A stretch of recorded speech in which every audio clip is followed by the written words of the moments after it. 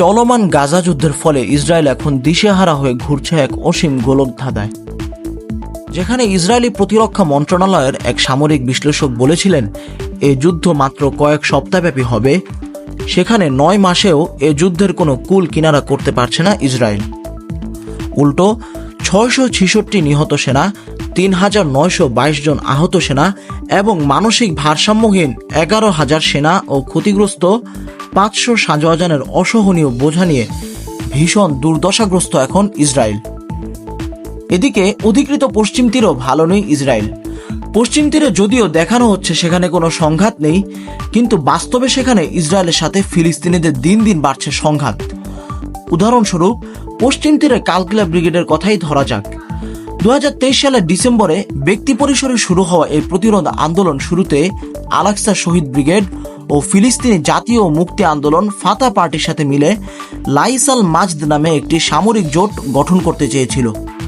পরবর্তী কয়েক মাস পরে কালকিলা ব্রিগেড ইসলামিক জিহাদের সাথে যুক্ত হয়ে কালকিলা ব্রিগেড আল কুদস ব্রিগেড নামে নতুনভাবে আত্মপ্রকাশ করে এবং জুনের শুরুতে দখলদার বাহিনীর সাথে একটি বিস্ফোরক ডিভাইসের বিস্ফোরণ ঘটিয়ে আলোচনায় আসে।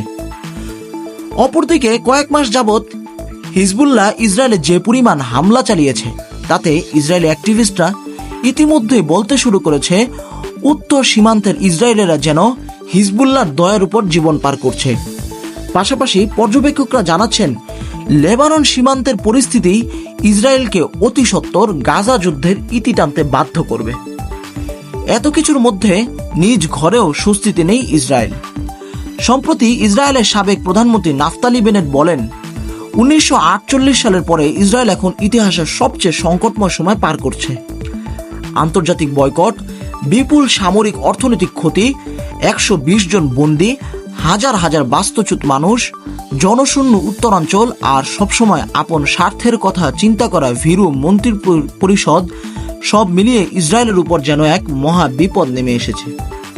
এত কিছুর সাথে ইসরায়েলের উপর ক্রমাগত আন্তর্জাতিক চাপ ও ইসরায়েল বিরোধী দেশগুলোর বিশ্বব্যাপী ইসরায়েল বিরোধী প্রচারণার কারণে আন্তর্জাতিক আদালতে বিচারের সম্মুখীন হওয়ায় ইসরায়েল হয়ে পড়েছে এখন বিচ্ছিন্ন, আর নেতানিয়াহু পরিণত হয়েছে একজন বিশ্ব নিন্দিত নেতায়।